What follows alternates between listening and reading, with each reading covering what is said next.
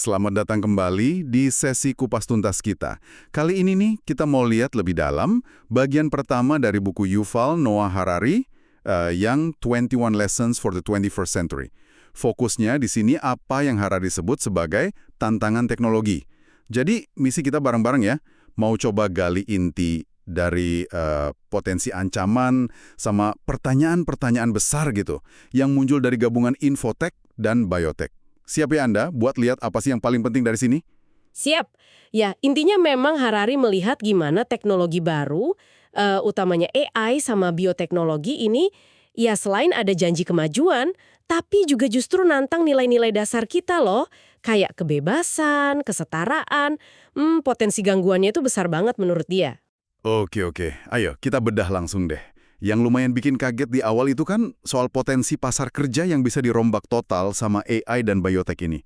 Harari bahkan sampai bilang ada kemungkinan munculnya kelas tak berguna baru ya, useless class.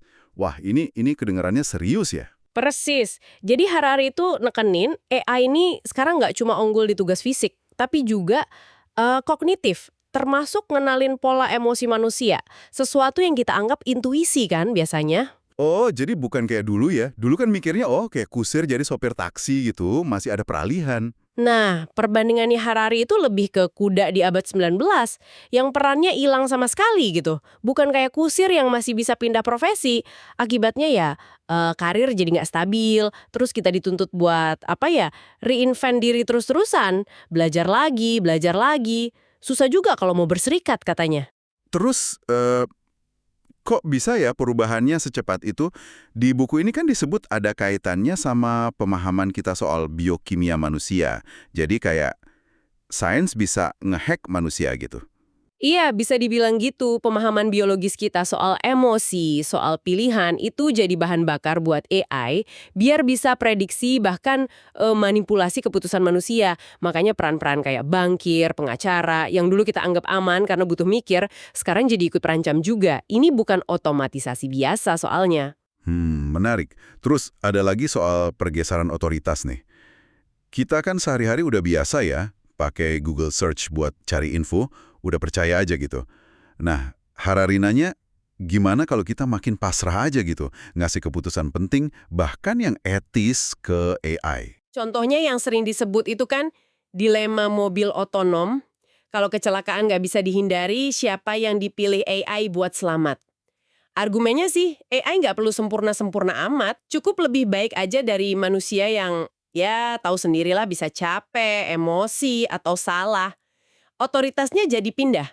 Dari intuisi kita ke hitungan algoritma ya. Dan di sini, wah, data jadi penting banget ya, sentral banget perannya. Banget. AI itu lapar data, makin banyak data dia makin pinter. Nah ini kan ngasih keuntungan gede banget buat sistem yang terpusat. Yang bisa ngumpulin data banyak, mungkin dengan ngorbanin privasi. Dan ini yang bisa ngarah ke kediktatoran digital, begitu istilahnya ya. Betul, kekuasaan jadi numpuk di pihak yang ngontrol data super banyak ini. Entah itu pemerintah atau ya perusahaan teknologi raksasa kayak Google, Facebook, dan lain-lain. Jadi ngumpulin data kita itu, kata Harari, nilainya jauh lebih dari sekedar buat iklan. Data itu kunci buat ngertiin, prediksi, dan ujung-ujungnya mungkin ngendaliin perilaku manusia. Oke. Kalau kita sambungin semua benang merahnya nih ya, gabungan infotech sama biotech ini, bisa bikin kesenjangan yang ekstrim banget. Di buku ini digambarin kemungkinan manusia kepecah jadi dua gitu ya. Ada kelas elit, superhuman, hasil rekayasa bio, terus mayoritas homo sapiens biasa yang ya mungkin jadi nggak berguna tadi. Iya, coba bayangin aja kalau nanti kecerdasan, kesehatan, bahkan kreativitas itu bisa dibeli, ditingkatkan pakai teknologi, ini kan langsung nabrak konsep kesetaraan dasar kita ya. Kekayaan, kesempatan, bahkan kemampuan biologis bisa jadi cuma milik segelintir orang. Nah ini nih yang kayaknya jadi pertanyaan paling menusuk di bagian ini. Tepat. Ujung-ujungnya Harari nanya, siapa yang punya data Anda? Data DNA, data otak, data hidup Anda. Itu punya Anda pribadi? Punya pemerintah? Punya perusahaan? Atau harusnya milik bersama? Nah, ngatur kepemilikan data ini, kata Harari, jadi isu politik paling penting abad ini. Kalau kita gagal jawab ini, wah, bisa goyah tatanan sosial politik kita. Jadi kesimpulannya buat Anda yang dengerin nih, tantangan teknologi yang digambarin Harari ini bukan fiksi ilmiah lagi loh, ini udah kejadian, lagi berkembang pesat. Dampaknya ke kerjaan kita, ke pilihan-pilihan kita, bahkan mungkin ke masa depan spesies kita. Ancaman buat kesetaraan sama kebebasan itu, nyata banget. Dan mungkin ya yang perlu Anda ingat dari situ tuh bukan cuma soal AI makin canggih aja, tapi lebih ke soal kontrol. Siapa yang pegang kendali atas data dan algoritma yang bakal makin ngebentuk hidup kita. Nah, gimana caranya biar teknologi ini bisa berdayain semua orang, bukan cuma segelintir elit aja?